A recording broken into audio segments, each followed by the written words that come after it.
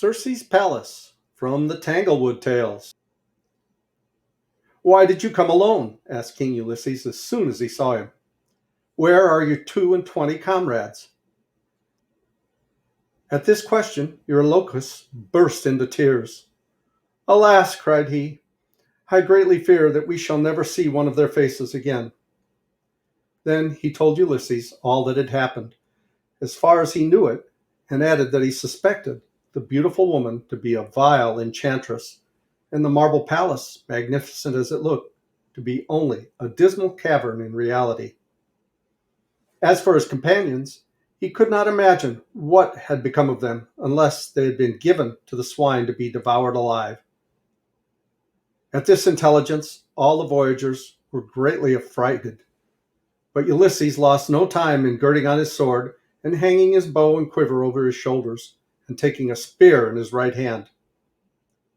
When his followers saw their wise leader making these preparations, they inquired whether he was going and earnestly besought him not to leave them.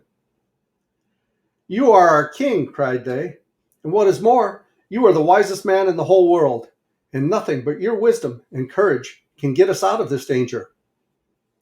If you desert us and go to the enchanted palace, you will suffer the same fate as our poor companions, and not a soul of us will ever see our dear Ithaca again. As I am your king, answered Ulysses, and wiser than any of you, it is therefore the more my duty to see what has befallen our comrades, and whether anything can yet be done to rescue them. Wait for me here until tomorrow. If I do not return, you must hoist sail and endeavor to find your way to our native land. For my part, I am answerable for the fate of these poor mariners, who have stood by my side in battle and been so often drenched to the skin along with me by the same tempestuous surges. I will either bring them back with me or perish. Had his followers dared, they would have detained him by force, but King Ulysses frowned sternly on them and shook his spear and bade them stop him at their peril. Seeing him so determined, they let him go and sat down on the sand as disconsolate as a set of people could be, waiting and praying for his return. It happened to Ulysses just as before, that when he had gone a few steps from the edge of the cliff, the purple bird came fluttering toward him, crying peep, peep, pee-weep, and using all the art it could to persuade him to go no further. What mean you, little bird? Cried Ulysses. You are arrayed like a king in purple and gold, and wear a golden crown upon your head.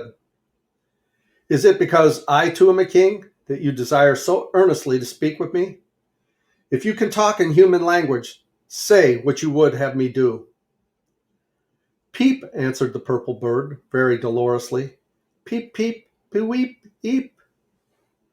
Certainly there lay some heavy anguish on the little bird's heart, and it was a sorrowful predicament that he could not, at least, have the consolation of telling what it was. But Ulysses had no time to waste in trying to get at the mystery. He therefore quickened his pace and had gone a good way along the pleasant wood path, when there met him a young man of very brisk and intelligent aspect, and clad in a rather singular garb. He wore a short cloak and a sort of cap that seemed to be furnished with a pair of wings, and from the lightness of his step, you would have supposed that there might likewise be wings on his feet. To enable him to walk still better, for he was always on one journey or another, he carried a winged staff around which 2 serpents were wriggling and twisting. In short, I have said enough to make you guess that it was Quicksilver, and Ulysses, who knew him of old and had learned a great deal of his wisdom from him, recognized him in a moment. Whither are you going in such a hurry, wise Ulysses? Asked Quicksilver. Do you not know that this island is enchanted? The wicked enchantress, whose name is Circe, the sister of King Aeetes, dwells in the marble palace which you see yonder among the trees. By her magic arts, she changes every human being into the brute, beast, or fowl whom he happens most to resemble. The little bird which met me at the edge of the cliff, exclaimed Ulysses, was a human being once. Yes, answered Quicksilver. He was once a king named Picus, and a pretty good sort of king, too, only rather too proud of his purple robe and his crown and the golden chain about his neck. So he was forced to take the shape of a gaudy feathered bird. The lions and wolves and tigers who will come running to meet you in front of the palace were formerly fierce and cruel men, resembling in their dispositions the wild beasts whose forms they now rightfully wear. And my poor companions, said Ulysses, have they undergone a similar change through the arts of this wicked Circe? You well know what gormandizers they were, replied Quicksilver, and rogue that he was, he could not help laughing at the joke. So you will not be surprised to hear that they have all taken the shapes of swine. If Circe had never done anything worse, I really should not think her very much to blame. But can I do nothing to help them? Inquired Ulysses. It will require all your wisdom, said Quicksilver, and a little of my own into the bargain to keep your royal and sagacious self from being transformed into a fox. But do as I bid, and the matter may end better than it has begun. While he was speaking, Quicksilver seemed to be in a search of something. He went stooping along on the ground and soon laid his hands on a little plant with snow-white flowers, which he plucked and smelt of. Ulysses had been looking at that very spot only just before, and it appeared to him that the plant had burst into full flower the instant when Quicksilver touched it with his fingers.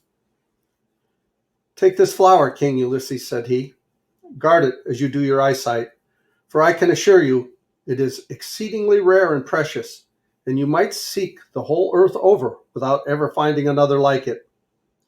Keep it in your hand, and smell of it frequently after you enter the palace, and while you are talking with the enchantress, especially when she offers you food or a draught of the wine out of her goblet. Be careful to fill your nostrils with the flower's fragrance. Follow these directions, and you may defy her magic arts to change you into a fox. Quicksilver then gave him some further advice how to behave, and, bidding him be bold and prudent, again assured him that powerful as Circe was, he would have a fair prospect of coming safely out of her enchanted palace. After listening attentively, Ulysses thanked his good friend and resumed his way. But he had only taken a few steps when, recollecting some other questions which he wished to ask, he turned around again and beheld nobody on the spot where Quicksilver had stood.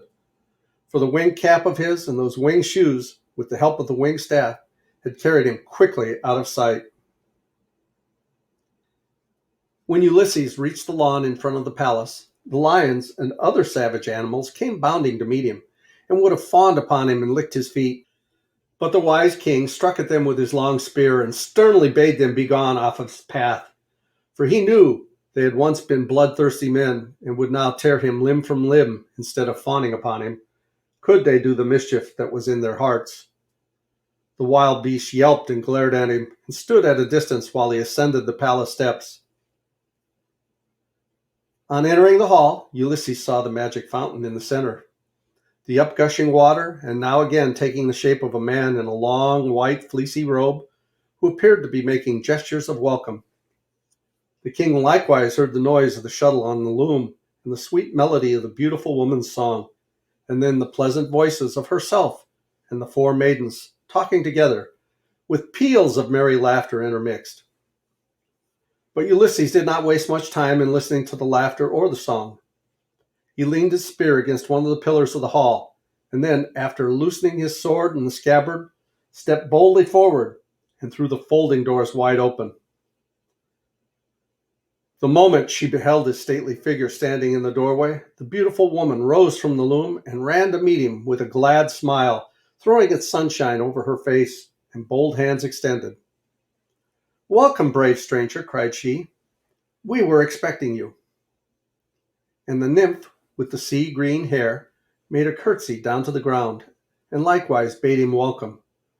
So did her sister with the bodice of oaken bark, and she that sprinkled dewdrops from her fingers' ends, and the fourth one with some oddity which I cannot remember. And Circe, as the beautiful enchantress was called, who had deluded so many persons that she did not doubt of being able to delude Ulysses, not imagining how wise he was, again addressed him. "Your companions," said she, "have already been received into my palace, and have enjoyed the hospitable treatment to which the propriety of their behavior so well entitles them. If such be your pleasure, you shall first take some refreshment, then join them in the elegant apartment which they have now occupied. See, I and my maidens have been weaving their figures into the piece of tapestry." She pointed to the web of beautifully woven cloth in the loom, and Circe and the four nymphs must have been very diligently at work since the arrival of the mariners, for a great many yards of tapestry had now been wrought. In addition to what I have before described, in this new part, Ulysses saw his 22 friends represented as sitting on cushioned and canopied thrones, greedily devouring dainties and quaffing deep draughts of wine. The work had not yet gone any further. Oh no, indeed. The enchantress was far too cunning to let Ulysses see the mischief which her magic arts had since brought upon the gormandizers.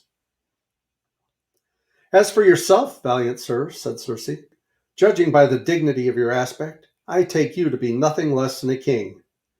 Deign to follow me, and you shall be treated as befits your rank." And as we're running long, I think we'll pause here. Please reach down, click like and subscribe, and leave a comment below. Tell me what you think about these videos we do. Thank you so much for watching. As Tigger says, ta-ta for now. I love you guys.